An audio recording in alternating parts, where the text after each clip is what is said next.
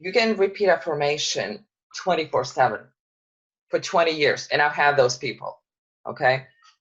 They repeated affirmation over and over and over. I'm a money magnet. I can do this. I'm not judged. I'm accepted. I'm loved, and all this fun stuff. You consciously believe that.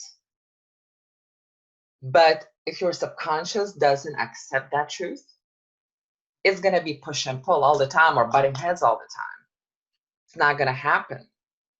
So you can want all day long, but if there is a belief behind that, that's interrupting that truth to be like, or actions to be present and flowing, it's not going to happen, no matter how hard you try. That's why there's a pattern of making money and losing money, because there's a belief that it's not okay to have this money or to keep the money because something is off there.